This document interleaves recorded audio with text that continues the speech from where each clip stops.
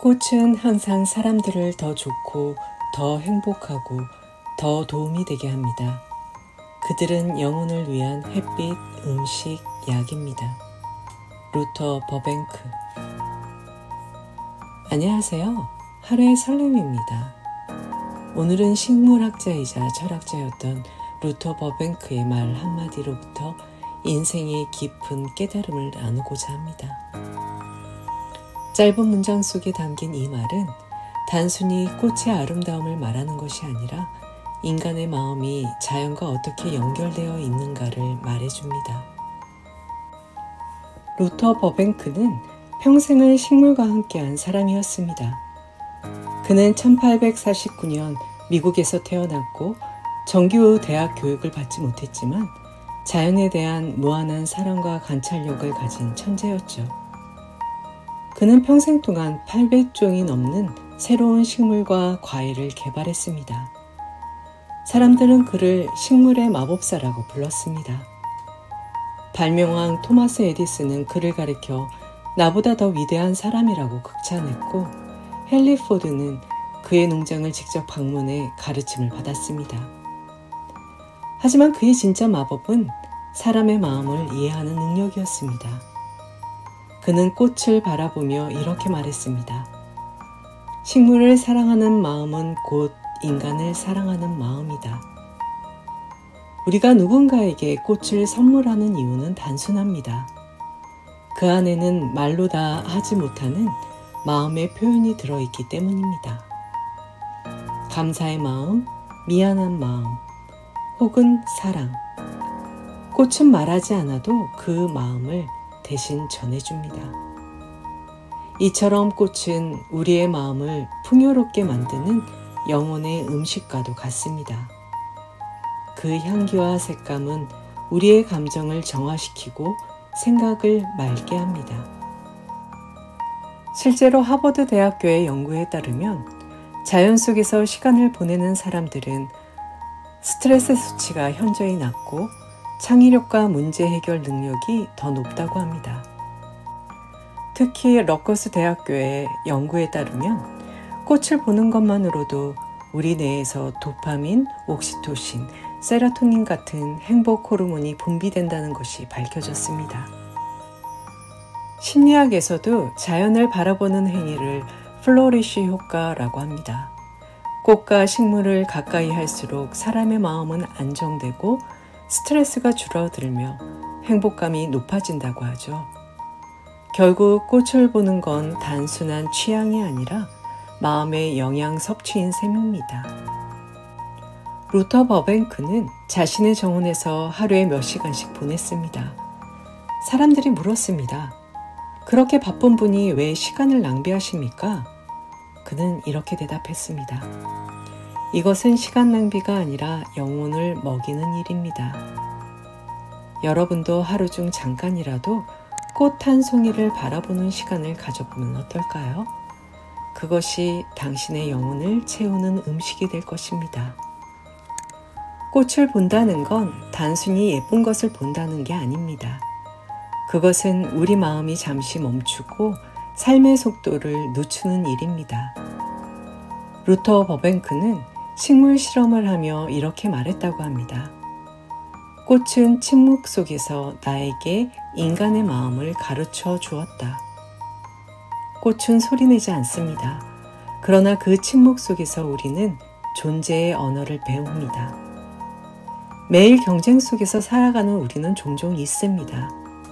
내가 얼마나 소중한 존재인지, 얼마나 많은 것들을 이미 가지고 있는지를요.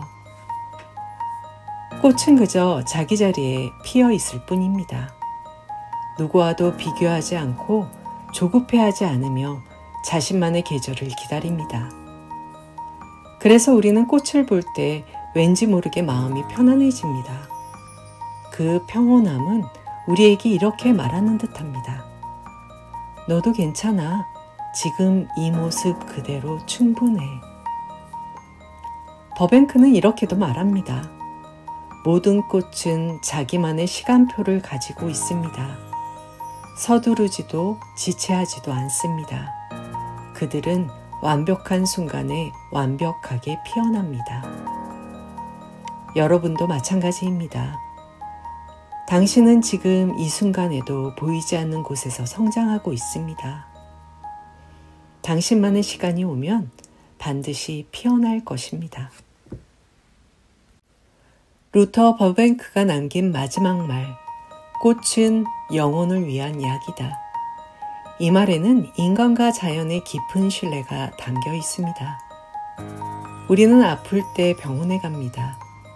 몸의 상처는 약으로 치료할 수 있지만 마음의 상처는 어떤 약으로도 쉽게 낫지 않습니다.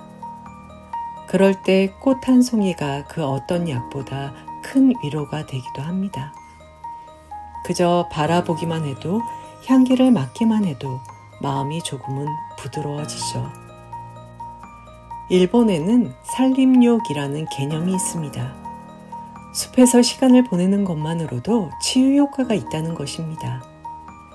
실제로 의학 연구 결과 자연 속에서 시간을 보내면 혈압이 낮아지고 코르티솔, 스트레스 호르몬 수치가 감소하며 면역력이 향상된다고 합니다. 그래서 전 세계의 많은 병원과 치료센터에서는 정원과 꽃을 활용한 원예 치료를 적극적으로 사용합니다. 그 이유는 단 하나, 자연은 인간의 마음을 회복시키는 가장 오래된 의사이기 때문입니다. 꽃은 아무 말도 하지 않습니다. 하지만 그 침묵 속에서 우리는 회복의 언어를 듣습니다. 꽃이 피어나는 그 순간 우리는 삶의 진리를 배웁니다. 모든 시련에는 계절이 있고 그 계절이 지나면 반드시 다시 피어난다. 버뱅크는 때로 몇 년씩 한 품종을 연구했습니다. 수천 번의 실패를 거듭했지만 그는 포기하지 않았습니다. 왜냐하면 그는 믿었기 때문입니다. 생명은 반드시 길을 찾는다는 것을요. 지금 힘들고 지친 당신도 마찬가지입니다. 보이지 않는 곳에서 당신은 성장하고 있습니다. 뿌리가 깊어지고 있고 줄기가 단단해지고 있으며 당신도 아름답게 피어날 것입니다. 지금 당신의 마음속에는 어떤 꽃이 피어 있나요? 혹은 아직 피지 않은 씨앗이 잠들어 있을지도 모릅니다. 중요한 것은 꽃이 언젠가 피어난다는 믿음입니다. 그 믿음이 우리의 영혼을 자라게 합니다. 꽃처럼 살아간다는 건 화려함이 아니라 자기 자리에서 묵묵히 존재하는 용기를 의미합니다. 오늘 하루 마음 한켠에 꽃 한 송이를 심어보세요. 그것은 감사일 수도 있고 용서일 수도 있고 혹은 다정한 말 한마디일 수도 있습니다. 그 작은 씨앗이 자라서 당신의 영혼을 따뜻하게 비출 것입니다. 오늘 집에 돌아가는 길에 꽃집에 들러보는 건 어떨까요? 작은 화분 하나 또는 꽃 한 송이면 충분합니다. 그 꽃을 책상 위에 또는 침대 옆에 둬보세요. 그리고 매일 아침 그 꽃을 보면서 스스로에게 속삭여보는 거예요. 나도 저 꽃처럼 내 시간에 맞춰 피어날 거야. 비교하지 않고 조급해하지 않고 나만의 아름다움으로. 루터 버뱅크의 말처럼 꽃은 영혼을 위한 햇빛, 음식, 약입니다. 그러니 오늘 당신의 마음에도 그 햇빛을 비춰주세요. 그것이 바로 진정한 회복이고 삶의 아름다움입니다. 오늘도 여러분의 마음속에 작은 꽃 한 송이가 피어나길 바랍니다. 당신의 감정이 머무는 이곳, 하루의 설렘이었습니다. 구독과 좋아요는 우리의 감정을 이어주는 작은 다리가 됩니다. 다음 이야기에서 또 만나요. 고맙습니다.